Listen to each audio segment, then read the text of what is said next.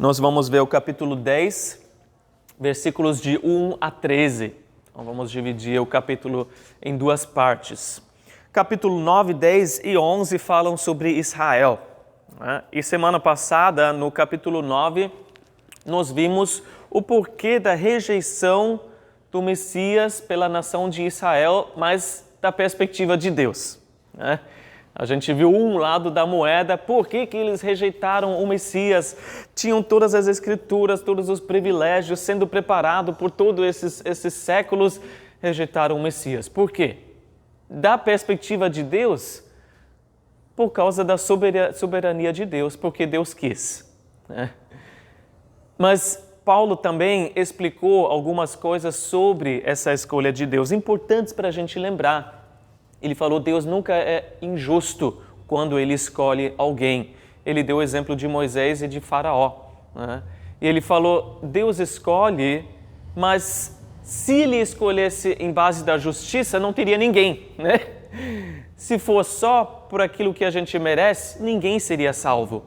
Mas Ele é misericordioso, mas Ele dá misericórdia para quem Ele quiser. É um presente. Um presente não se exige, Um presente não é algo obrigatório. E Ele quer dar quando Ele deseja.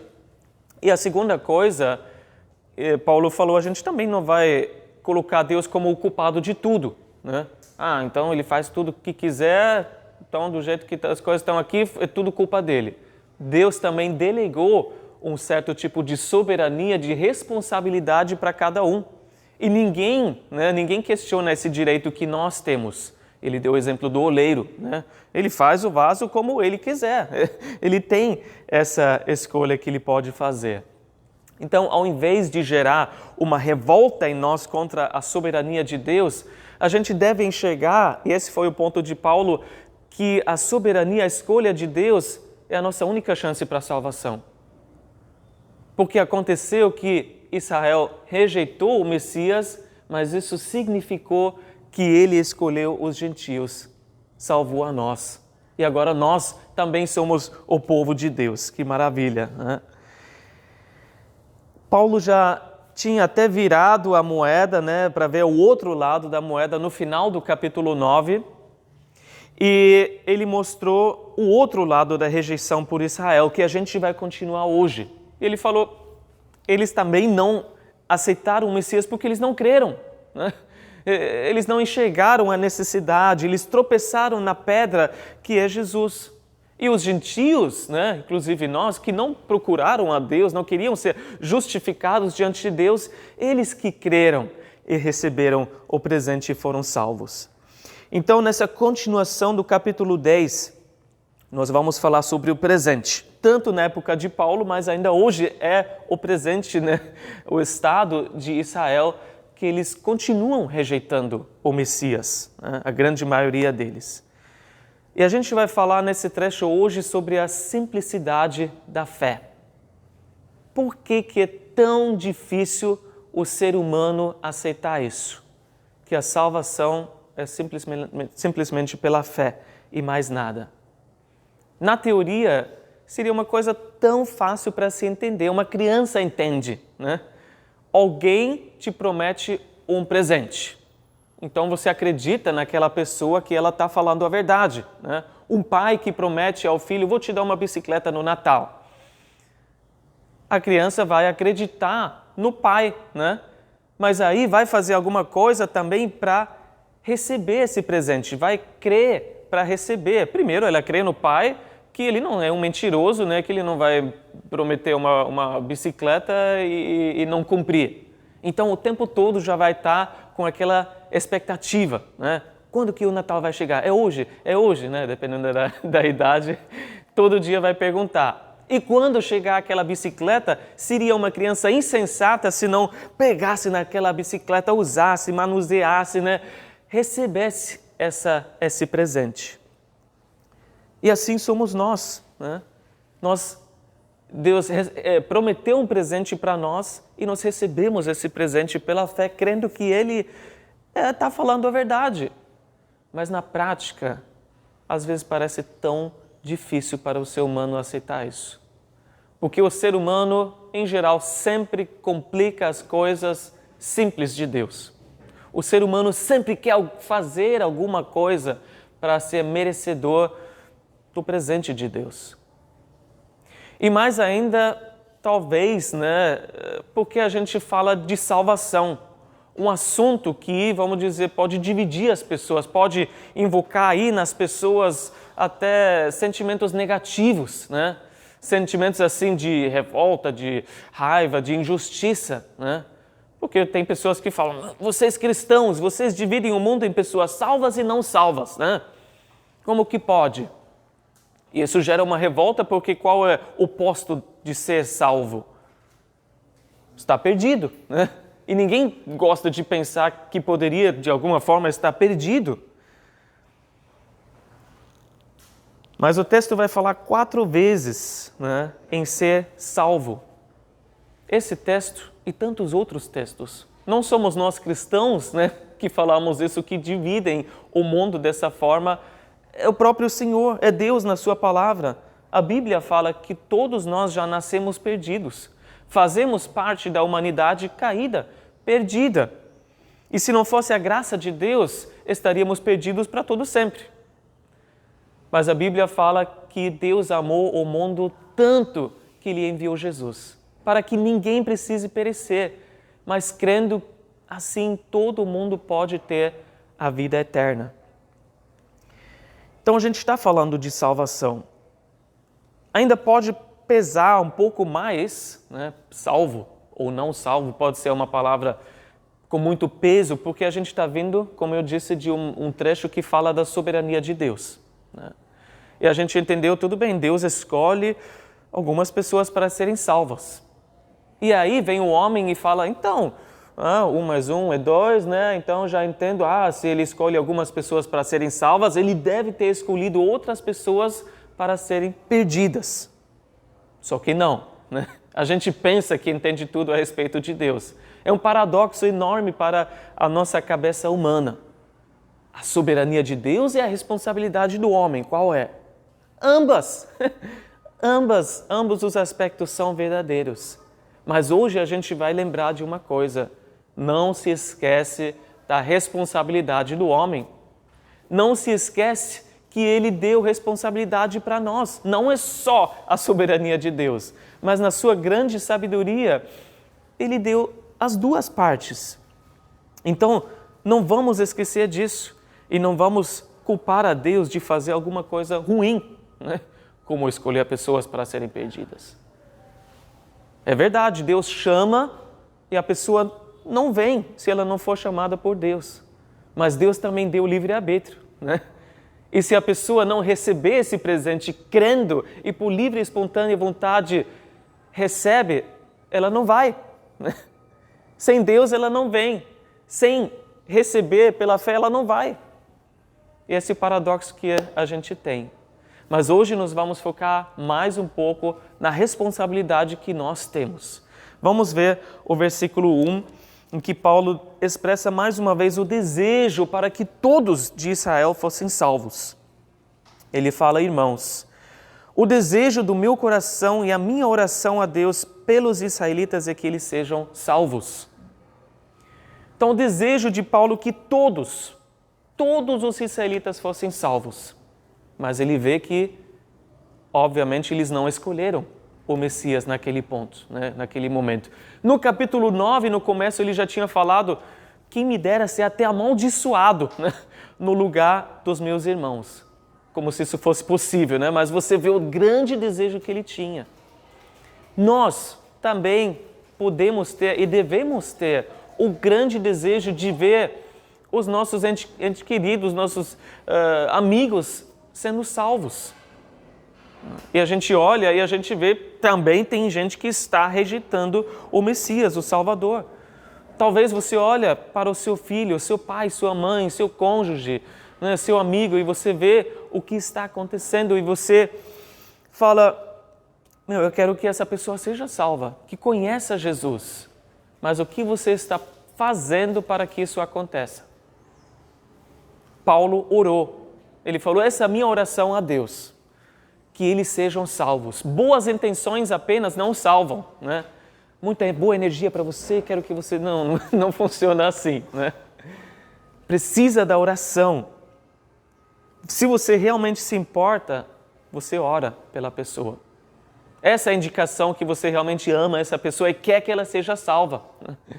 Claro que a gente também compartilha a palavra, claro que a gente compartilha as boas novas, mas você também sabe que chega uma hora que você já falou tudo. Que a pessoa já ouviu tudo o que ela precisa para tomar uma decisão e mesmo assim não toma. O que você faz? Continua levando esse pedido a Deus. Mas quanto tempo? Pode ser anos. E vocês sabem que às vezes são décadas. Você orando pelo seu pai, sua mãe, até alguma coisa aconteça. Mas não desista. Jesus nos ensinou para perseverar na oração. Em Lucas 18, por exemplo, ele contou uma parábola, né, da viúva persistente, daquele juiz injusto, que falou, não vem com esse caso de novo. E ela importunou o juiz até que ele agiu em favor dela. E Jesus disse o seguinte, depois de ter contado essa parábola, ele falou em Lucas 18, 7, acaso Deus não fará justiça aos seus escolhidos, que clamam a Ele de dia e de noite? Continuará fazendo-os esperar? Deus, que é infinitamente bom, não aquele juiz injusto. Se a gente clama e continua e persevera, Ele deseja muito mais que aquela pessoa que você está clamando seja salva. Ele quer muito mais do que você. Mas que bom quando a gente sabe que tem alguém orando por nós. Teve alguém orando por você, para você ser salvo, né? A avó orando pelo neto, pela neta. Os pais ali toda noite orando pelo filho. E hoje talvez sejam os filhos, né, até orando pelos pais. Um cônjuge pelo outro. Que bom quando a gente tem alguém orando para nós. Mas você está orando para alguém? Será que você chegou ao ponto de já desistir porque nada está acontecendo? E Jesus falaria, não desista, não desanime. Continue orando pela salvação dessa pessoa, porque Deus quer que ela seja salva. Então continue com esse coração de Paulo. E ao mesmo tempo a gente vê, através da oração dele, que a soberania de Deus, da qual ele já falou, não anula a oração. E às vezes a gente desanima até porque a gente está um pouco confuso, né? E a gente fala, mas Deus vai escolher as pessoas para serem salvas. Ele faz o que Ele quer. O que adianta orar? Mas isso é um lado da moeda. Ele escolhe. Mas o outro lado da moeda é a sua responsabilidade. Deus nos deu essa ferramenta, esse instrumento. Deus nos deu a oração como parte essencial para alcançar uma pessoa. Então talvez nesse momento já não seja mais por seu tanto falar, mas por seu dobrar o joelho e orar por essa pessoa e continuar orando por essa pessoa. Deus deu a oração para nós. Deus que chama, sim, mas na sua sabedoria é através da pregação da palavra e através da oração do seu povo. Jamais esquece da oração. 1 Timóteo 2, 1 e 3 a 4 diz assim, antes de tudo, recomendo que se façam súplicas, orações, intercessões e ação de graças por todos os homens. Isso é bom e agradável perante Deus, nosso Salvador, que deseja que todos os homens sejam salvos e que cheguem ao conhecimento da verdade.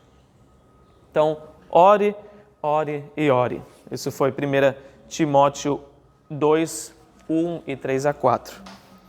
Versículo 2 do capítulo 10. Paulo fala, eu posso testemunhar que eles têm zelo por Deus, mas o seu zelo não se baseia no conhecimento. Zelo tinham, né, os israelitas. E zelo também é a característica de toda pessoa religiosa. Talvez você já tenha sido uma pessoa religiosa apenas. Você deve conhecer pessoas religiosas. Como são? Esforçados, se esforçam em tudo, se dedicam, se desdobram e obedecem cada letrinha daquela lei que está diante deles para agradar a Deus. Pelo menos pensam que agradam a Deus assim. conforme foi ensinado a essas pessoas. E às vezes, coitadas que foram ensinadas assim. O testemunho de Jeová, que vai de porta a porta no domingo de manhã, pensa que é assim que ele agrada a Deus. O missionário mórmon, que vai lá 2 anos passando um tempo, né, num país estranho, aprendendo aquela língua e tudo mais. O muçulmano, que faz jejum um mês inteiro, né, no mês onde cai o Ramadã, de dia pelo menos, né, à noite ele libera tudo. E até nas igrejas. As pessoas se esforçam, né, para fazer aquilo que foram ensinadas. Tem que vestir aquela roupa certa, não pode cortar o cabelo, né? Tem que ter essa Bíblia porque as outras não valem. E assim vai. Mas é zelo sem conhecimento, Paulo diz. As pessoas não entendem que não precisam disso para agradar a Deus, é outra coisa que Ele quer. Eu me lembrei de uma música da banda Casting Crowns que diz: ela está correndo 1000 por hora na direção errada. Você conhece pessoas assim? Tem um zelo, se esforçam com tudo, 1000 por hora. Parece que estão transformando o mundo, mas estão indo na direção errada. Ele precisava de alguém que vira de 180 graus, agora vai. Pega esse zelo e agora vai na direção certa que as coisas vão aparecer e vão acontecer. Essas pessoas se tornam obcecadas nas coisas erradas, né? Nas coisas que até destroem. Os fariseus, por exemplo, eram assim. Mateus 23, 23, Jesus disse: ai de vocês, mestres da lei e fariseus hipócritas, vocês dão o dízimo da hortelã, do endro e do cominho, mas têm negligenciado os preceitos mais importantes da lei, a justiça, a misericórdia e a fidelidade. Vocês devem praticar estas coisas sem omitir aquelas. Exatamente a figura perfeita do religioso. Ele pega ali folha por folha da hortelã, né, do endro no cominho. Esta aqui, 10, um é para o Senhor, 10 para mim, né? Meu Deus, que a gente nunca se torna uma pessoa assim, né, obcecada com as coisas insignificantes. Mas Paulo olhou, isso é até admirável, né? Ele olhou e falou: vocês têm uma atitude que eu até admiro. É algo admirável que vocês têm. E ele conseguiu, em todas as coisas erradas, encontrar algo para se elogiar. E quando a gente compartilha com alguém que é religioso até esse ponto, é bom elogiar algo que você vê. Por exemplo, o católico, a dedicação dele de toda noite fazer o terço ali, coisa que biblicamente não precisa, né, para agradar a Deus. Mas a dedicação é admirável, né? O testemunho de Jeová, que vai de porta em porta domingo de manhã, quando muitos cristãos ainda estão dormindo, né? Estão nem aí para as coisas de Deus, né? Deixa para lá, para quê? Em falar para alguém de Jesus, né? O mórmon que vai lá sendo missionário, e são muitos e muitos deles que vão por mundo afora ali.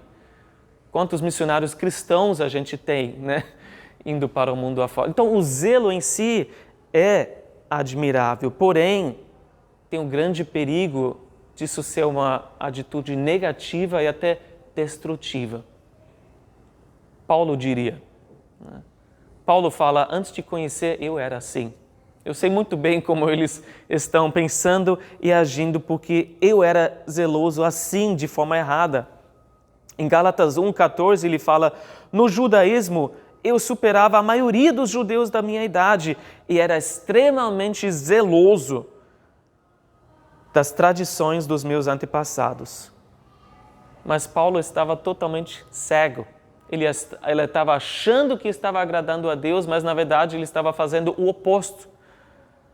Porque em outra carta, em Filipenses 3,6, ele confessou: quanto ao zelo, era perseguidor da igreja. Ele era zeloso, mas o zelo matava, né, os verdadeiros cristãos. Então, o zelo pelas coisas erradas é destrutivo, acaba machucando, acaba destruindo, acaba indo contra o próprio Deus. E a gente vê isso na história. Nas cruzadas, tinha muitas pessoas zelosas, né? O Papa falou: vamos lá libertar a Terra Santa. Tinha muitos outros motivos, como ganância e tudo mais, né? Mas algumas pessoas zelosas, e a gente sabe o que aconteceu.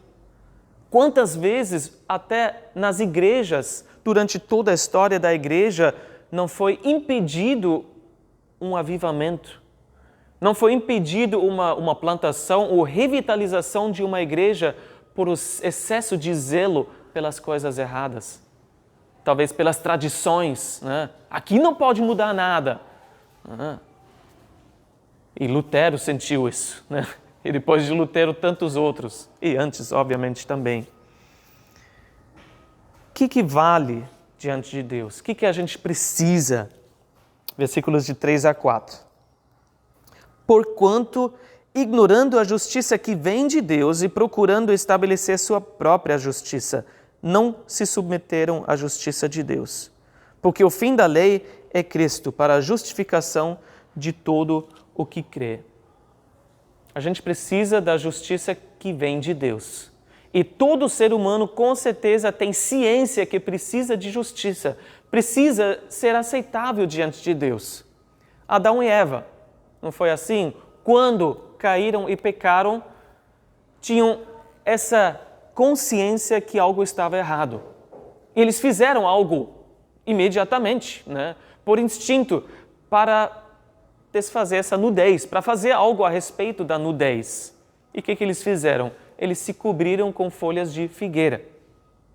Mas Deus falou, não é desse jeito. Eu vou dar para vocês o que vocês precisam. Eu vou fazer algo melhor para vocês. E vestiu-os de pele de animais. Quer dizer o quê? Que um animal teve que morrer para cobrir eles com algo aceitável. E até hoje as pessoas ignoram a justiça que vem de Deus, que é Jesus, que é o sacrifício que a gente precisa. Alguém teve que morrer para nos cobrir com justiça. E as pessoas ignoram Jesus. Ignoram que precisa ser recebido por Deus, porque vem de Deus. Assim como Adão e Eva receberam essa pele. Oh, obrigado, Senhor, né? Não está coçando tanto agora. Receberam de Deus esse presente. Eles não fizeram nada, não adicionaram nada, não contribuíram nada para serem cobertos assim.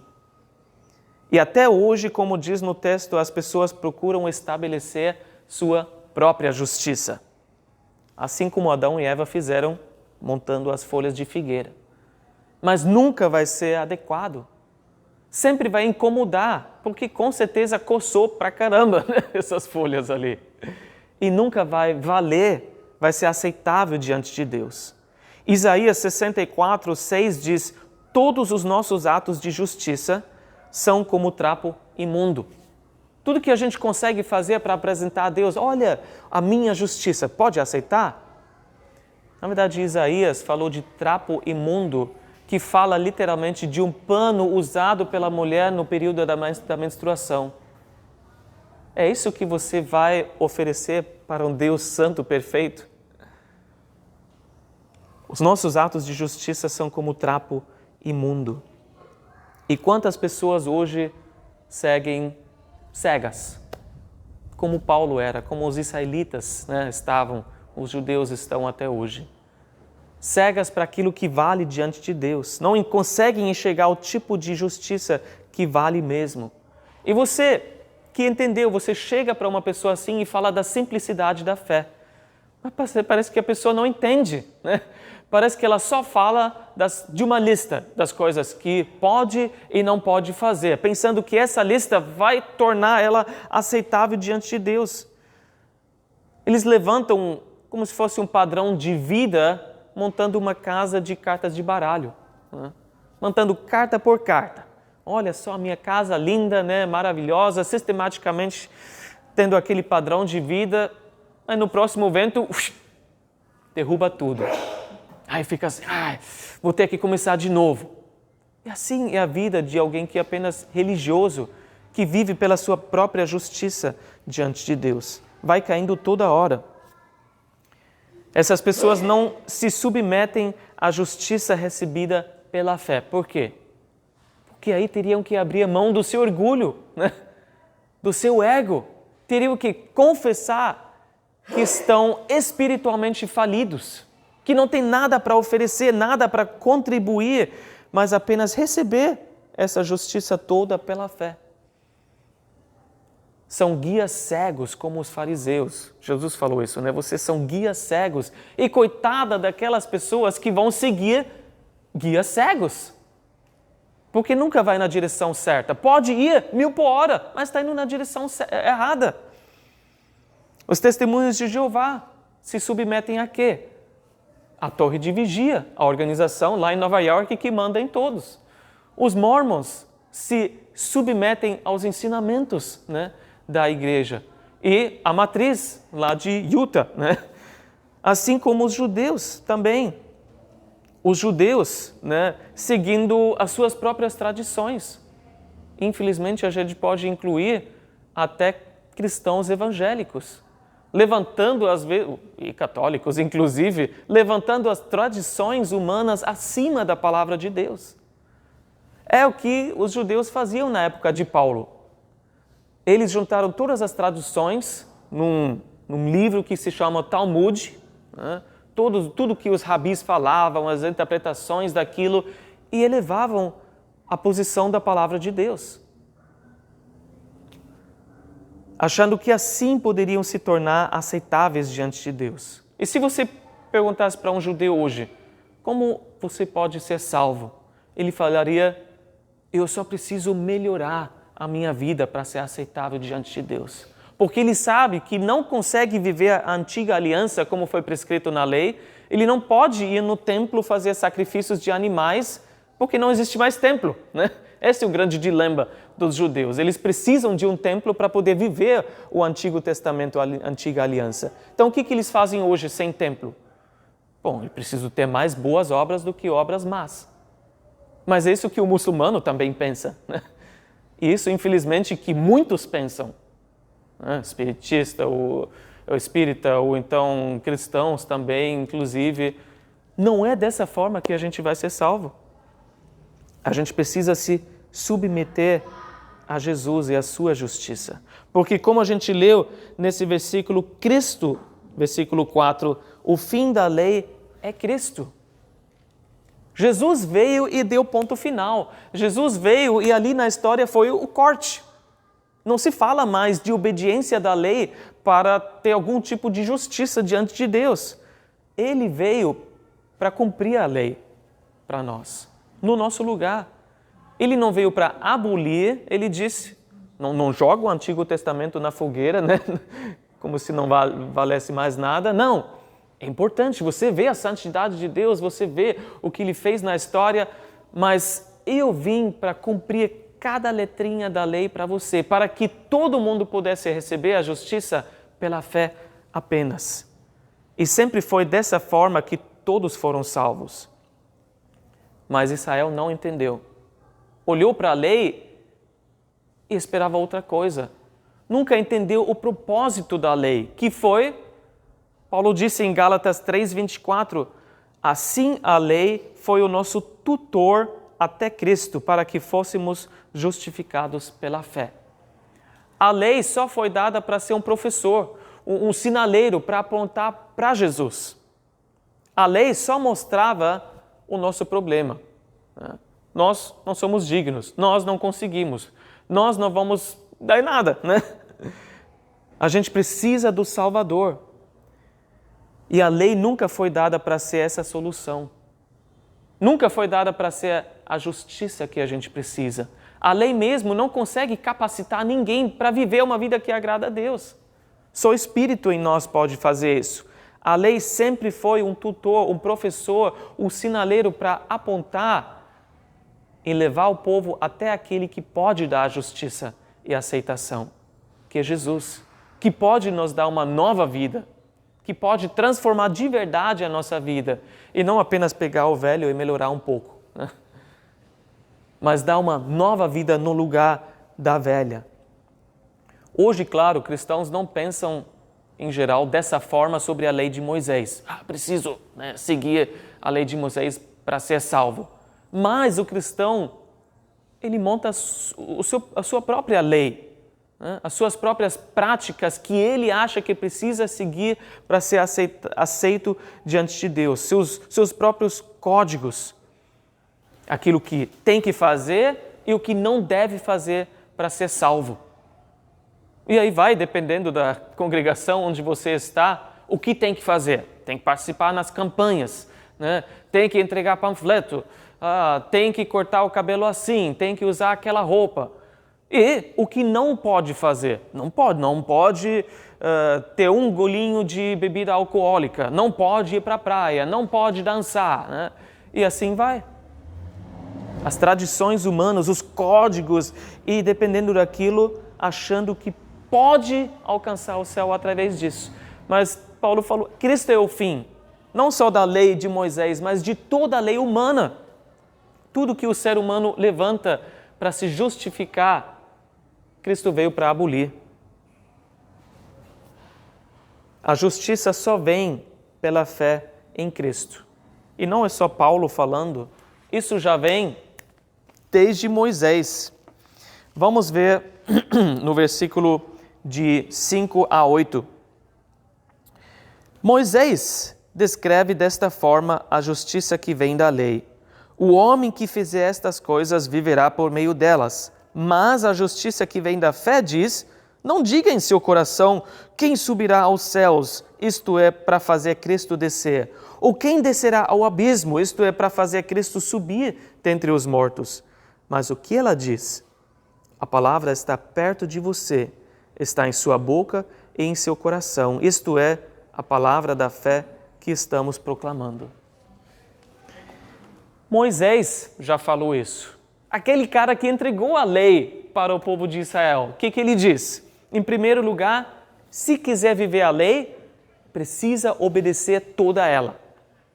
Então, para se justificar diante da lei, tem que cumprir cada aspecto da lei. Se alguém fizesse isso, seria perfeito. Alguém fez isso? Jesus, né? Só Jesus conseguiu cumprir toda a lei por nós. Mais alguém? Não. Mas ninguém, porque é impossível você cumprir a lei de Moisés 100%. Só os 10 mandamentos. Quem já quebrou aqui? Todo mundo, né? Pelo menos uma lei já foi quebrada. Se você quebra uma lei, já quebrou toda ela, já estragou tudo. É como aquela fábrica, né, que trabalha com coisas perigosas, que está ali, né, 103 dias sem ocorrência. Algum vai, tropeça, cai e estragou tudo. Volta tudo de novo, né? Tivemos um problema. Um dia sem ocorrência. E a gente vai assim, né? Se você quiser seguir a lei. A única outra alternativa, então, a justiça que vem pela fé. E fé quer dizer não por obras, não algo que você faz. Mas o homem quer fazer alguma coisa para merecer, né? Para ganhar a justiça. Fala qualquer coisa, ele faz. Fala que ele tem que subir 100 e tralalá escadas de joelhos, orando um Pai Nosso em cada degrau. Ele faz. Fala para ele tem que fazer uma peregrinação para um lugar bem longe, perigoso, talvez uma vez por ano ou mais. Ele faz. Fala para ele, enche essa mochila de pedras pesadas, sobe aquela montanha alta. Ele faz. Porque ele quer fazer alguma coisa, qualquer coisa. Só que qual a outra coisa que Paulo falou? O Salvador já fez tudo. O Salvador, o Messias, já fez tudo que é preciso. O que ele falou? Não precisa subir ao céu, como se isso fosse possível, né? Não precisa, para quê? Para trazer Jesus para a terra? Para trazer o Salvador para cá? Não precisa. Não precisa subir no mundo dos mortos. Para quê? Para fazer Jesus subir? Para trazer Jesus de volta dos mortos, como se isso fosse possível? Cristo já fez tudo isso, sem ajuda de ninguém, né? Pelo seu próprio poder. Ele já veio do céu para a terra para viver uma vida perfeita para nós. Ele já morreu e ressuscitou sozinho pelo seu poder. Para quê? Para nos dar a sua justiça. Então Israel não entendeu isso. Israel recebeu a lei sim, né, de Moisés, de forma externa. Recebeu aquela lei e quis levar assim tão literalmente. Até hoje tem caixinhas, né, que tem trechos da lei, cópias da lei, que eles colocam na testa, que eles colocam no braço, né, e estão ali no Muro das Lamentações com aquelas caixinhas. Nós temos a lei, mas está ali na caixinha, não está no coração. Eles não receberam a lei interiormente. A salvação, porém, o próprio Moisés falou, não é complicada. Está logo ali, no seu coração, na sua boca, não está longe de ninguém. A justiça do Messias está pertinho de cada um, acessível, né? Bem ali disponível para cada um. É tão fácil como falar uma palavra pela boca, como tomar uma decisão no coração, que a gente faz milhares de vezes todos os dias. É tão fácil assim. Então, o que é preciso fazer para ser salvo? Versículos de 9 a 13. Se você confessar com a sua boca que Jesus é Senhor e crer em seu coração que Deus o ressuscitou dentre os mortos, será salvo. Pois com o coração se crê para a justiça e com a boca se confessa para a salvação. Como diz a Escritura, todo o que nele confia jamais será envergonhado. Não há diferença entre judeus e gentios, pois o mesmo Senhor é Senhor de todos e abençoa ricamente todos os que o invocam. Porque todo aquele que invocar o nome do Senhor será salvo. O que precisa fazer para ser salvo? Isso é uma pergunta maravilhosa, né? No dia de Pentecoste, depois que Pedro pregou, né, ali, o povo chegou nele e falou, o que faremos então? Em outras palavras, o que a gente precisa fazer então para ser salvo? Essa é uma pergunta que alegra o coração de todo representante de Jesus na Terra, né? O que eu preciso fazer para ser salvo? É fácil. Você precisa confessar e crer. Crer e confessar. Só isso. Você precisa confessar com a sua boca. Confessar é concordar com Deus, né? É concordar que o que Deus diz é certo. Principalmente, óbvio, a respeito do seu Filho Jesus.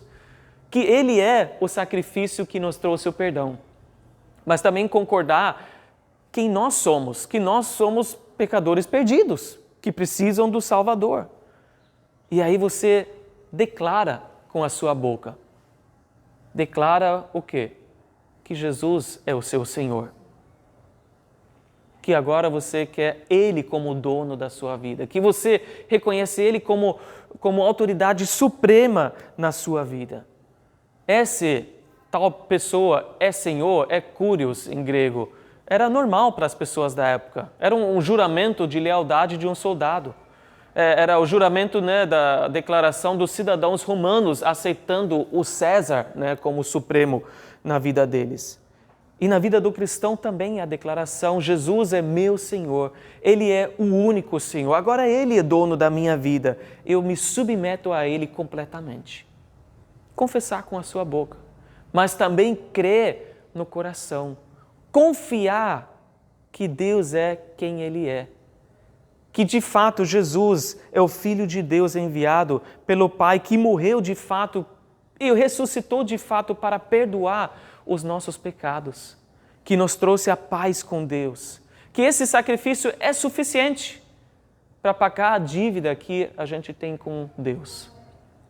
E fazendo isso, que Ele vai te tornar um filho, uma filha de Deus, que você é uma pessoa amada, querida, né? Escolhida antes da fundação do mundo, que você é uma pessoa assim, quando você crê, que Ele habita em você, que jamais vai te deixar para todo sempre. Você confia nisso? É muito mais do que só uma concordância intelectual, mas é confiar toda a sua vida nas mãos de Deus. É assim como você veio e se sentou com todo o seu peso naquela cadeira. Quem diria que não, de repente, um dos pés estaria enferrujado e você né, estaria no chão. Mas você confiou que essa cadeira estava tudo bem com ela. A gente fez até uma dinâmica com as crianças essa quinta-feira de confiança, né? Acho que elas entenderam bem. Se você se coloca de costas para outra pessoa e aquela pessoa atrás fala, pode deixar-se cair nos meus braços, eu vou te segurar. O teste é, se você não dobrar os seus joelhos ou dar um passo atrás, você realmente confia, né? Você vai se lançar nos braços da pessoa. Mas com todo o seu peso, com toda a sua vida, se essa pessoa der um passo para trás, você vai cair feio. Mas se essa pessoa está falando a verdade e você crê, você confia nela, você se lança nos braços, de olhos fechados, de costas para aquela pessoa. É dessa forma que a gente precisa crer no Senhor. E todo esse conceito é escandalosamente simples. É muito simples. Não importa, Paulo falou, ser judeu, ser gentil, não importa a sua origem nacional, étnica, não importa quem você é, de onde você veio, o que você fez. É para todo aquele que confia. É para todo aquele que se lança nos braços de Jesus, sem exclusão nenhuma. E ninguém que faz isso vai ser envergonhado. Quer dizer, Jesus vai fazer tudo o que Ele promete. Vai valer a pena. Ele é tudo isso que é prometido. E é muito mais do que você pode imaginar.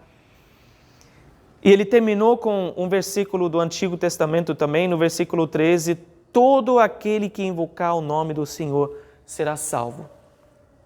Alguém está excluído? Não. Todo mundo que quiser. Todo aquele que invocar o nome do Senhor será salvo. Então agora a bola está no seu campo, né? No seu lado. Depende de você. Você é responsável para responder a Jesus, a esse presente que Ele está te oferecendo, a invocar o nome do Senhor e a receber Ele como Senhor na sua vida.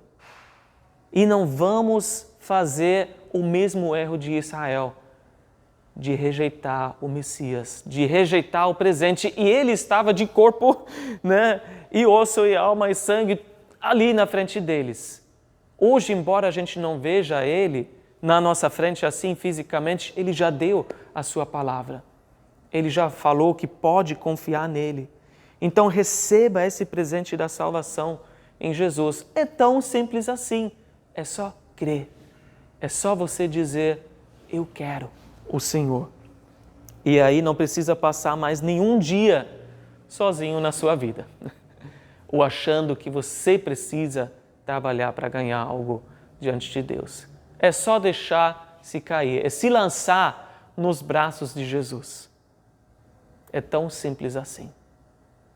Amém. Vamos orar? Eu quero fazer primeiro uma oração que você e a pessoa que de repente depois no canal assistir essa pregação possa falar no seu coração também. E a oração pode ser com palavras assim: Senhor Jesus, obrigado por me amar tanto. Obrigado por morrer naquela cruz e ressuscitar para a minha justiça. Eu confesso e reconheço que eu sou pecador, perdido, sem Ti. Eu preciso do Teu perdão. Eu recebo o perdão dos meus pecados nesse momento. Eu convido o Senhor para ser o meu Senhor. Tu és meu Salvador. Venha habitar em meu coração e faça nova todas as coisas. Eu quero Te seguir para o resto da minha vida. Amém. E Senhor Jesus, obrigado que Tu nos deste esse presente. Obrigado que é tão simples para receber, que ninguém está longe da salvação. Que não é algo que, como muitos fazem hoje, a gente pensa em tanta energia, tanto dinheiro, tanta coisa gasta para construir uma escada para o céu, para construir uma torre que chega até o céu, mas nada disso vai te trazer, porque o Senhor já veio. O Senhor já está perto do nosso coração. E o Senhor já habita em cada um que decidiu te deixar no trono do seu coração. Te deixar como Senhor, porque Tu és o Salvador das nossas vidas. Obrigado por cada um que já tomou essa decisão. E quem não tomou ainda, Senhor, que o Teu Espírito continue, assim como cavaleiro, como sempre foi, Senhor, suavemente guiando para mais perto de Ti. Obrigado, Senhor, que embora a Tua escolha já está feita desde sempre, o Senhor nos inclui e nos deixa o livre-arbítrio para decidir se queremos Te seguir ou não. Mas diante de tantas provas e evidências, Senhor, eu não posso fazer outra coisa a não ser me render e me entregar a Ti completamente. E Te agradeço, Senhor, que Tu és tudo que prometeu para nós e muito mais do que nós podemos imaginar. Louvado seja o Teu nome, em nome de Jesus. Amém.